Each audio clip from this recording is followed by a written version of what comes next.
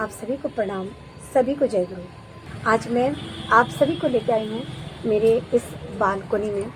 और देखिए, ये सुंदर सा फूलों का एक नेचुरल गुलदस्ता है, जिसको हमारे ठाकुर जी ने हम सभी को दिया है।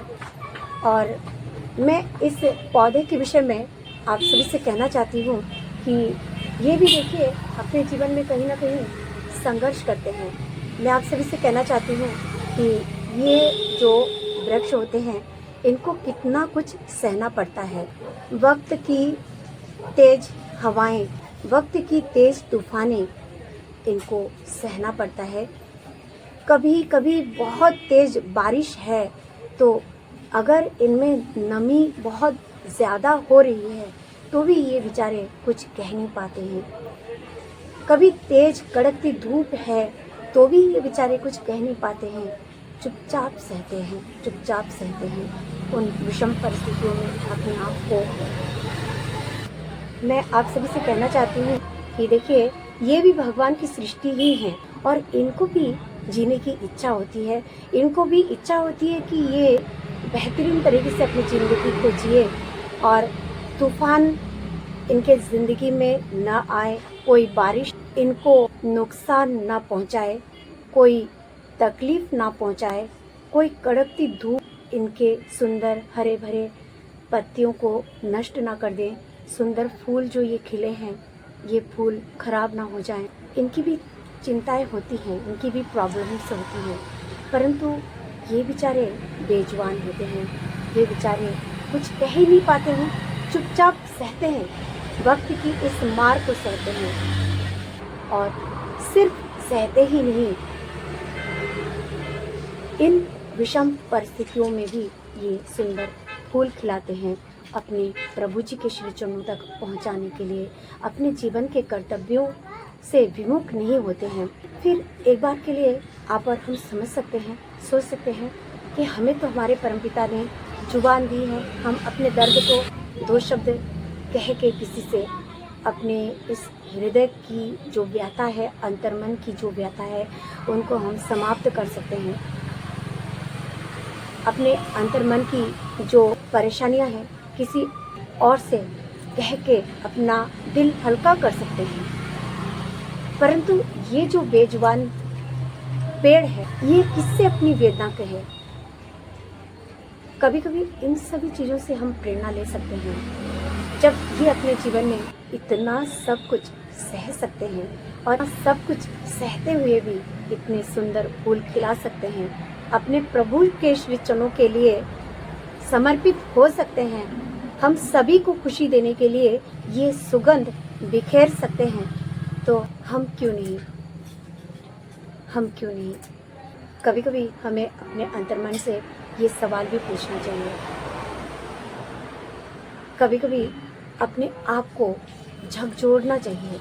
हमारे पास सुंदर बंगला है, कार है, बैंक बैलेंस है, हम नौकर चाकर भी रखते हैं अपने घरों में, अपने घरों को मेंटेन करने के लिए, अपनी बातों को एक्सप्रेस करने के लिए। हमारे पास माँ बाप हैं, भाई बहन हैं, अपने ठाकुर जी हैं, उन तक अपनी बातों को हम पहुंचा सकते हैं, प्रेरणा ले सकते हैं। तो क्यों ना अपने इस जीवन के दुख दर्द व्यथा को परमपिता के श्री चरणों तक ही हम रखें। अपने आप को समर्पित भाव से उनके श्री चरणों में समर्पित करके रखें। ठाकुर जी के भजनों को बहुत सुंदर तरीके से हम अपने ठाकुर जी के मंदिर के सामने स्वयं अकेले के लिए, अपनी आत्मा की शांति के लिए, मैं आप सभी से कहना चाहती हूँ कि हमारे जीवन में बहुत सारी विषम परिस्थितियाँ आती हैं, बहुत तकलीफ़ें आती हैं, बहुत प्रॉब्लम्स आती हैं। ठाकुर जी के सम्मुख हमें एक भजन गा सकते हैं। स्वयं की खुशी के लिए, स्वयं के आत्मा को सुकून पहुंचाने के लिए हम ये कार्य कर सकते हैं। गणित को सॉल्व करने के लिए कुछ देर इन प्रकृति रूपी इन फूल पत्तियों पेड़ों के पास अपने आप को रखें। फिर सुकून से पाएंगे कि हम मानव जन्म में बहुत श्रेष्ठ हैं, बहुत खुश हैं। हम कम से कम अपनी वेदना को प्रभु जी तक पहुंचा सकते हैं। हम कम से कम अपने दर्द के लिए प्रभु जी से बात कर सकते हैं। प्रभु जी के श्री चरणों में एक भजन गा के अपने हृदय की व्यथा को खत्म कर सकते हैं। तो देखिएगा, अंतर्मन में शांति ही शांति उद्भासित हो जाएगी और ये जीवन सुंदर सूर्य के किरणों की भांति आलोकित हमें लगने लगेगी। तो देखिएगा, हम सभी पाएंगे जीवन के सारे अंधेरे एकाएक जैसे समाप्त हो गए हैं। सूरज की किरणों की भांति हमारा जीवन कितना आलोकित हो रहा है। एकाएक जीवन के प्रश्नों का समाधान हो जाएगा। एकाएक विषमताएं खत्म हो जाएंगी। एकाएक ये जीवन प्रेरणा से भर जाएगा। ठीक इन फूलों की भांति, ठीक सूरज की किरणों की भांति। प्रभु जी के श्री चरणों में आपके पूरे परिवार की मंगल कामना करती हूँ। आप सभी अपने जीवन के संघर्षों से न हारें।